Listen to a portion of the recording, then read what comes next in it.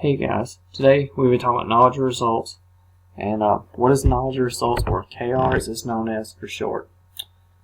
It can be defined as extrinsic or augmented information provided to a performer after a response, indicating the success of their actions with regard to an environmental goal. It's considered one of the most important principles of learning. It's usually verbalized. It can be redundant at times, successful, and it's information about the success with respect to meeting the intended goal. It's knowledge of results because you just know the result of the play.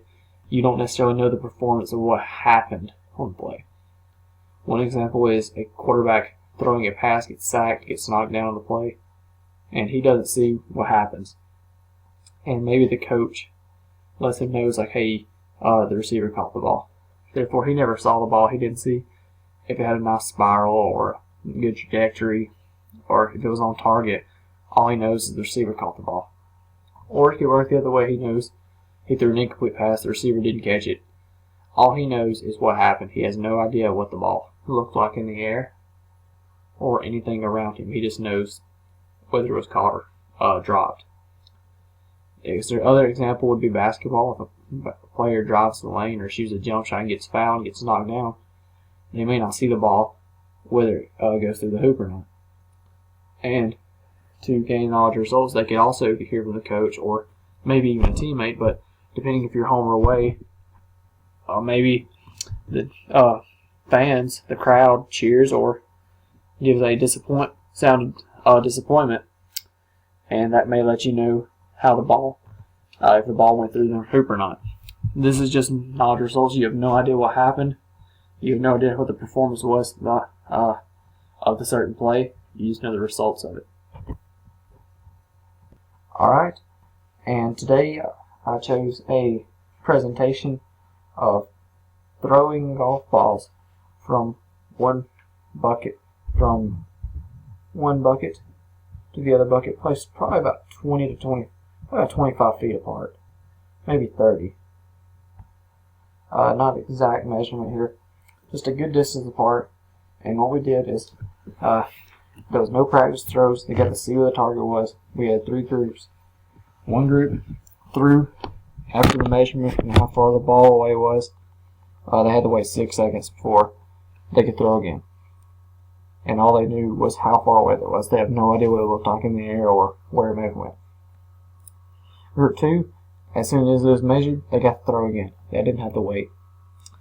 Group 3, they had to wait 6 seconds, but as they waited, they must count backwards by 7. So, in Group 1, my mom chose to go, and we blindfolded them so you couldn't see the performance of the ball. We have a towel rigged over the face. We have the computer back here counting the results with the tablet on the ground propped up on a book so you can see the action.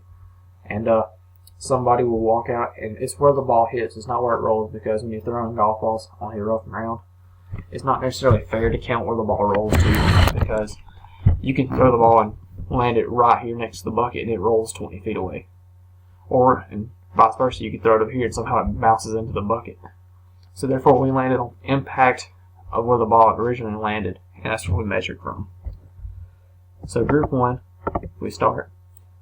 My mom throws it, as you see, and come out here and we measure it real quick. This is Group 1. Measure about where it landed. I tell her, we get the computer, tracks some information. She counts the 6 seconds. We see another attempt. See more successful throw, hopefully. Was a little closer. We repeat the task, measure, and after that we would wait 6 more seconds before we would attempt another throw, which should be happening about right now, I believe. And we repeated that task 9 times, and then after a few minutes of rest in between, we took 3 retention trials, and we'll show the results in a minute. Alright, here's the second group. This group had the task of just throwing the ball, same task at hand, just tossing a golf ball between buckets, measuring how close you were. It said this group, as soon as they heard the results, they got to go again. As you see, reach in there and grab a few. Toss one. Pretty good throw. As soon as you get the measure, we throw again. Line it up, throw it one more time. This group also got 9 throws through the Trent trials, which we'll get to in a second with the results. Alright, here's group 3. And group 3, same thing. Throwing the ball in between 2 buckets. And after the measurement though, this group had to wait 6 seconds. But they also had to count down from 7 as they waited. Coming right to your screen right there with that ball. Right to your computer. Get a good measurement where the ball landed. Get the information. Now she has 6 seconds, and as she's waiting, she's counting down by 7 as we wait. And after 6 seconds of counting, she'd be ready to throw one more. Maybe.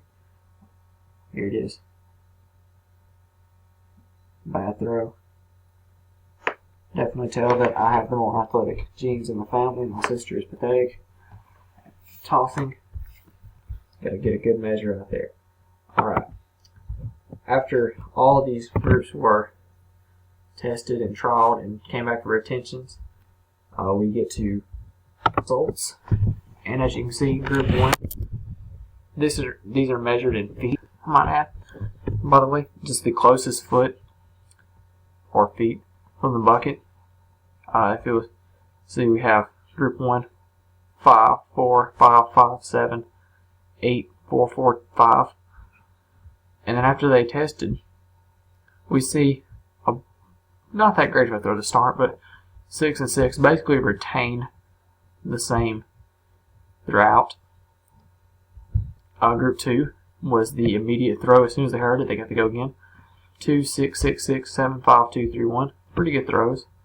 And you can tell retained it fairly well. Maybe even showed quite a little bit of improvement among the average.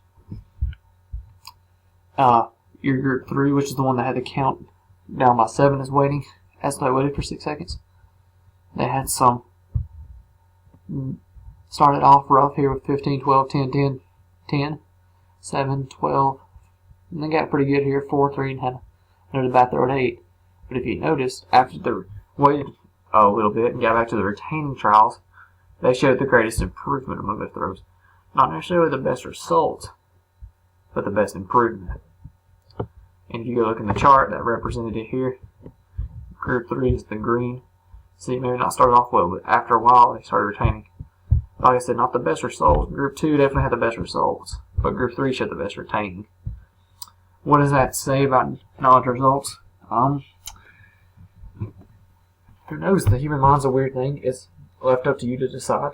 But it seems like when you have to, when you take your mind off something instead of just throwing, as group 1, they just counted down by 6, but they was left to think about the task at hand. Group 2 just instantly started throwing. And maybe that's, you could say group 2, because of just repeated, continuous repetition, showed consistent results. A little bit better, but group 3 got their mind off it a little bit and showed a little improvement.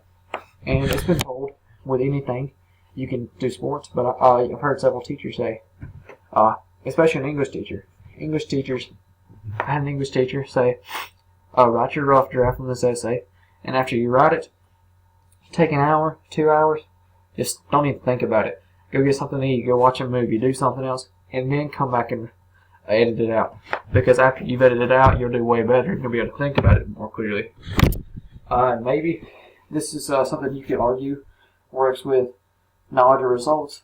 You could say after a waiting period and not thinking about it continuously, as you see, because the results may not be great necessarily, depending on the athlete. You could, or if someone just happens to have a natural ability to throw golf balls at a bucket, that the results would be better per se, but they wouldn't show continuous improvement. So that's my knowledge of results lab for you today. I would like to thank you for your attention and hope you have a good day.